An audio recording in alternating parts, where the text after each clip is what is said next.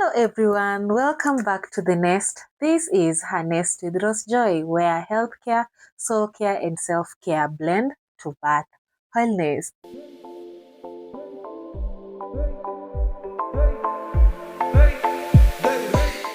I hope you're doing well. I hope everything is going on well from where you are at. And if not, let's hope for the best that there'll be joy in the morning. I've forgotten the first part about that verse. Yeah, I've forgotten the first part, but what I know and what has stuck in my mind is that whatever happens, there'll be joy in the morning. So, lovely people, today we are going to talk about soft strength.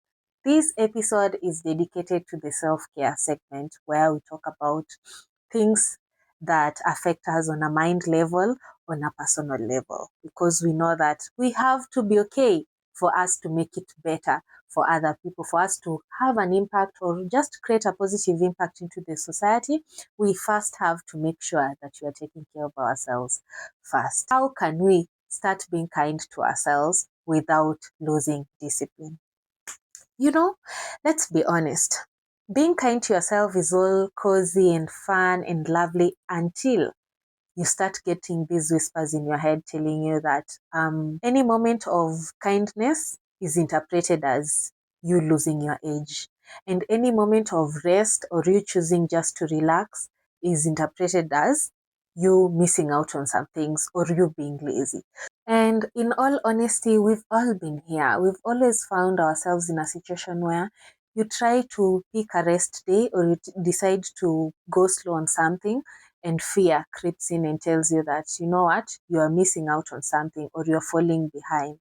And then you decide to extend grace, show kindness here and there. And there's also that fear that tells you you're losing your edge. So how are we going to balance ourselves in such a way that I don't have to be hard. I don't have to be rough on the edges for me to show that I'm disciplined. You can be soft and you can equally be disciplined. And this is one combination that is very productive when it comes to women, because as women, sometimes you can go overboard, and work.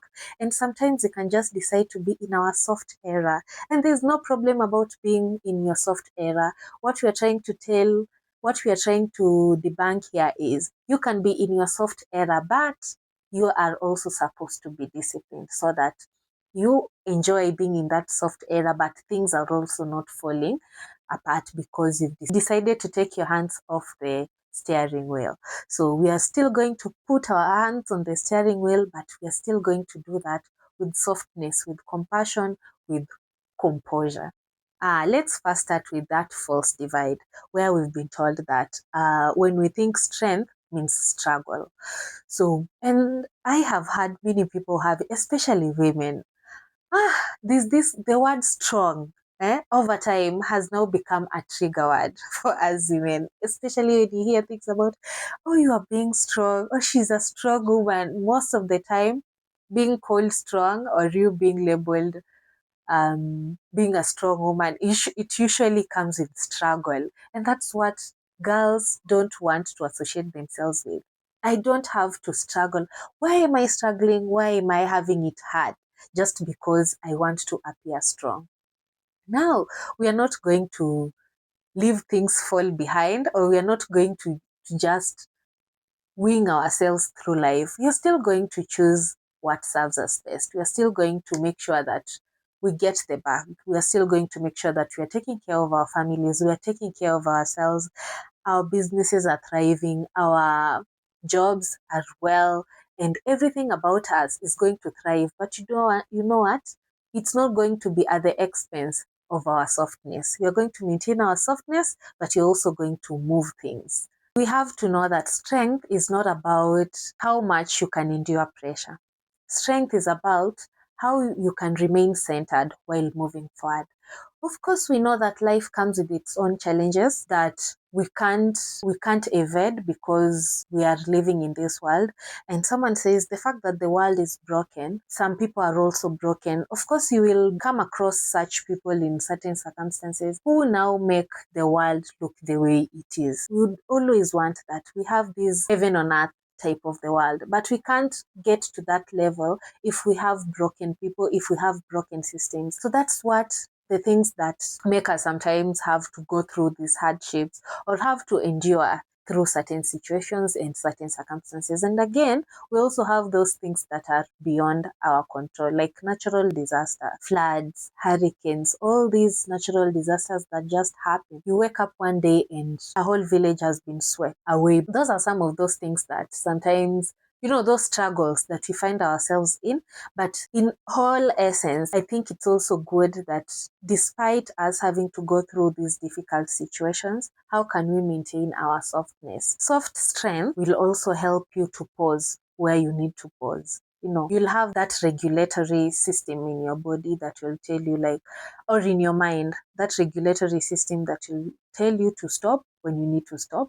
And it will also tell you to go harder when you need to go harder, when you need to push through again. There's a time for pushing through and there's a time to pause, rest, relax, analyze the situation, and then move forward with grace, knowing that we are moving with a sense of direction and not just because we want to be strong. Now, what does soft strength look like in our daily life? First of all, soft strength will look like you pausing, taking a rest when you need to take a rest. Come on, guys.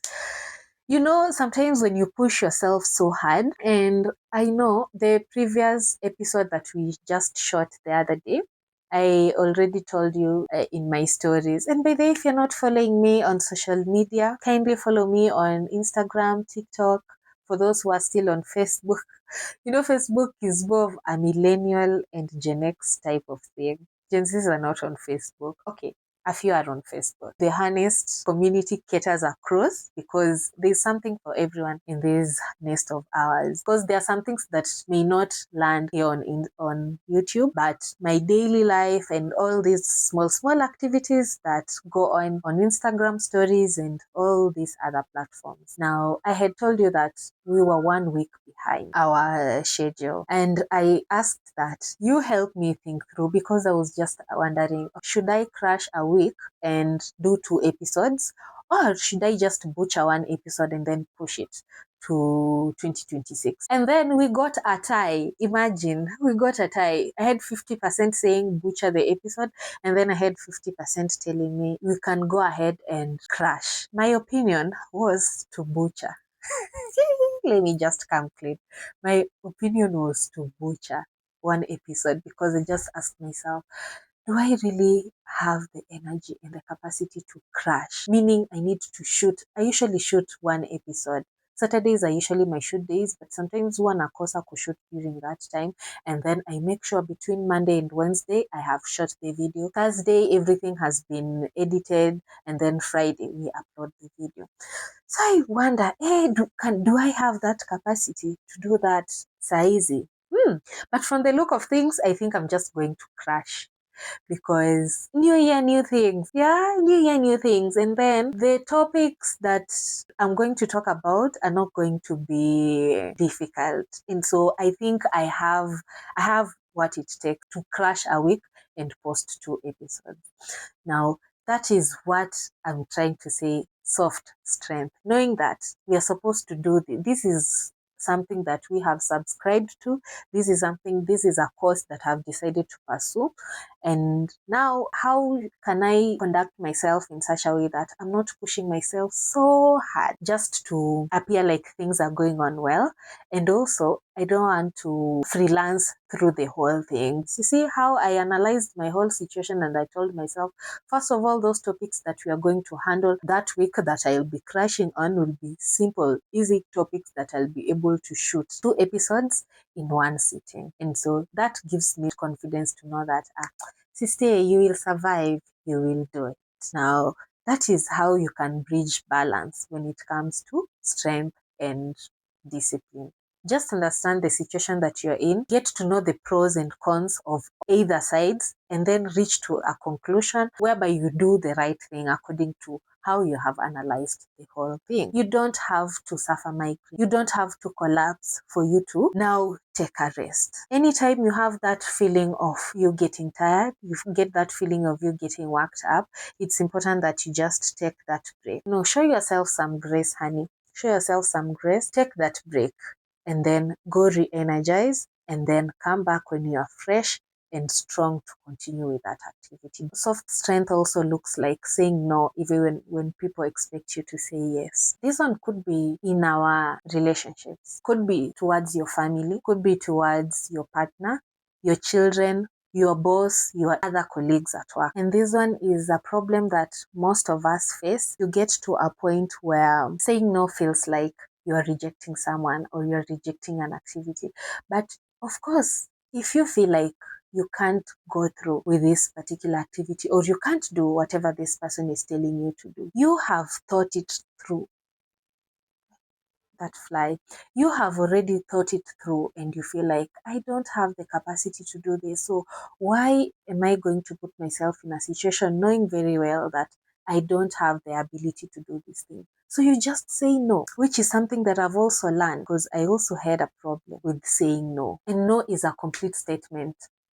No is a complete statement. If someone asks you to do something and you don't have the capacity and the ability to do that thing, just tell them no, and you don't have to explain. For us who may have a problem with saying no, sometimes it's not easy, by the way. The very first time you say no, you'll feel like, oh my God, Aki, I have broken their heart, or I have made them feel some type of way. You're always thinking about how that no means to them. You never think about yourself. But then the very first time it will be very hard for you to say that no. Or you will say no and then you'll be tempted to give an explanation. The thing is, you're still allowed. You'll first say no and then explain why you are saying no. And sometimes some situations, in all honesty, need an explanation. After learning to say no, you'll learn to relax and now it won't bother you that much. And the third thing is holding yourself accountable with kindness. I once told my sister that there's this voice in my head, a very soft voice, that anytime I find myself in a difficult situation or I have done something bad, previously I used to talk to myself harshly, like, Joy, how dare you do that? What were you thinking? Huh? You should have done better.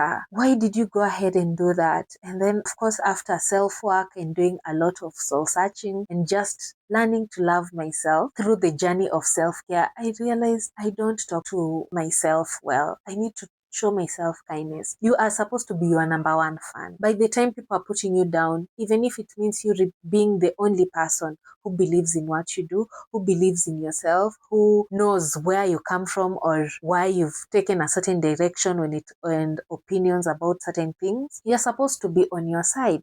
And so you need to train that voice to speak to you kindly, because if it continues speaking to you in those negative voices and telling you those bad things, it's not a good place to be in, because you'll always put yourself down before even people put you down. You will have already put yourself down. You need to talk to yourself kindly, hold yourself accountable, tell yourself that, Joy, we should have done better. Next time this happens, I think the best thing to do is do 1, 2, 3. And you'll realize that it brings more impact when you talk to yourself kindly. If you have a problem with someone and then you meet that situation with kindness, it's likely to create more impact compared to you shouting at them, screaming at them. At the end of the day, this person, sometimes it never changes them.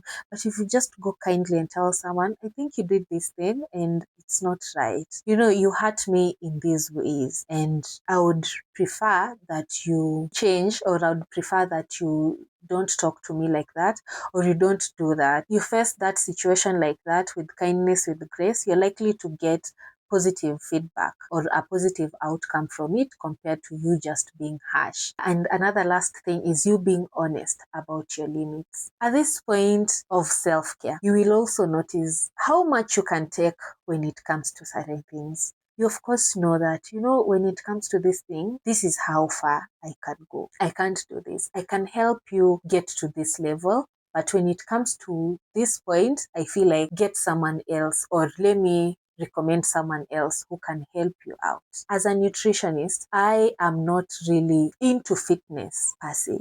Now, if let's say we are dealing with a sports person, nutrition in sports, it calls for someone who really understands this field well. Now, in as much as I may want to really walk with you through this journey, I know I'm not the best person to come to when it comes to nutrition in sports. No, for someone like Eliud Kipchoge or all these sports people, sportsmen and women, there is a way that their nutrition needs to be balanced.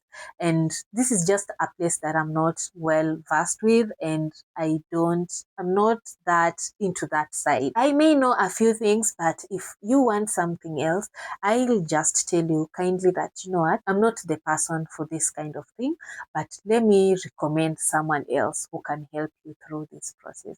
Now, this is me recognizing my limits and knowing that I don't think I have that capacity when it comes to sports and nutrition. Let someone else who knows how to carry through this situation carry through it, and then because I know they'll do a good job for you. That is how you can equally just understand your limits and know how far you can take one or two things. So with me, I have 5 points that will help us practice of strength in our souls and in our schedules. First, we are going to redefine productivity. We said that productivity is not about doing, and doing. Productivity is you sitting down with yourself, analyzing what truly matters in my job, in my family, in my personal life, what truly matters, and then you actively going forward with what truly matters. You don't have to do things just because other people are doing things. You don't have to do things just to show people that I am working on one, two, three. Number two is speak kindly to yourself. Going back to that previous point that I already talked about, develop a positive language. When it comes to you, guys should be in my head. When I talk to myself, I talk to myself like I'm talking to the sweetest person in this world. Even when I make mistakes, sometimes the emotions get ahead, but then I catch myself instantly when I'm just about to spiral, and I collect myself. I tell myself, honey, what's going on? Let's analyze this situation. What just happened? Let's try and make sense out of it. Clearly, we are mad, we are angry, we are sad, we're even about to cry. What's going on? Yeah. And then I sit down and then I analyze the situation on my own. I analyze the situation on my own, and then I tell myself, yeah, so this is what's going on. And then I give myself a pep talk. And this thing works like magic. It works like magic. Naweza kuwa nimejam. I'm so angry about something. And then immediately we do that whole process. I usually call it my calling myself back together. I tell myself, honey, what's going on? First of all, I mention that emotion that I'm sad, I'm angry, I'm scared, I'm anxious. And then I ask myself, okay, what has triggered this emotion? And then it tells me, okay, this person has said this, or this is what has happened, this is what is going on. I just got news about one, two, three. What do you think about the situation? Then I say, this thing is making me angry because maybe someone is really trying my patience at this time. I've tried to be cordial with them, or I've tried to be understanding, but I feel like they are now taking it too far. Then I tell myself, so what are we going to do about it? We're going to draw a boundary about this certain thing. I'm going to tell them one, two, three. Come out of that situation feeling very composed, ready to address that situation objectively and not subjectively. That is what talking to yourself with kindness does to you. Number three is to create gentle structures. This means that create routines that hold you and not routines that control you. You remember I told you that thing about my schedule and how I realized that, we are behind time. I have a schedule that needs to work for me. But then some situations happen and things just don't go the way we had planned to take things. So at this time, I take my schedule as something that holds me and not something that controls me. I'm not going to lose my mind because I've fallen behind schedule. I'll just need to do something about it. Yeah. I'll just need to adjust my life around it, but it doesn't hold me hostage. It gives me a sense of direction. That being said, plan your days around both work and well-being. So it should not just be about work, work, work, work, but also make sure that these plans that you've given yourself are equally contributing to your well-being. And the fourth point is to honor rest as responsibility. What we need to know about rest is that rest is not a reward for finishing everything, but it's a fuel for finishing everything well. And then lastly, stay consistent in spirit. After all has been said and done, you can plan your way into doing something. You can choose a certain direction in life. You can want things to go a certain way, but things just happen and things don't follow that schedule that you've created for yourself. Your plans get disrupted. Things happen beyond your control, and now you can't do things the way you had planned to do them. What happens? You still continue doing with grace. You now don't cancel the whole thing because now that I have fallen behind time, this plan no longer works. Or let me do away with this to-do list because mipango zimesharibiwa. No, you don't do that. You still continue following through, but with grace. Consistency is not speed, it is faithfulness. So, honest family, this is my reminder and the parting shot for this entire video, that you can still be strong and be disciplined. You can still take a rest and rise. You can still move with grace even when things take a different direction or when they need to change altogether. Strength and discipline can still exist in one form. So this week, let's speak kindly, let's be gentle, and then let's remain consistent, following through with things with grace, because we know that there is power in softness. Yeah. So you being soft doesn't mean that you're weak. So if this spoke to you, again, leave a like, comment, and subscribe. And this is another moment where I tell you, share it to your friends, share it to your family members, your moms, your cousins, your sisters, for all those whom you think will benefit from this message. Share it with them, and also ask them to subscribe. Her road to 50 followers. I think we are at 34 right now. So we need pole pole too as we grow, as we continue building this community. So until next time, goodbye and have a lovely day.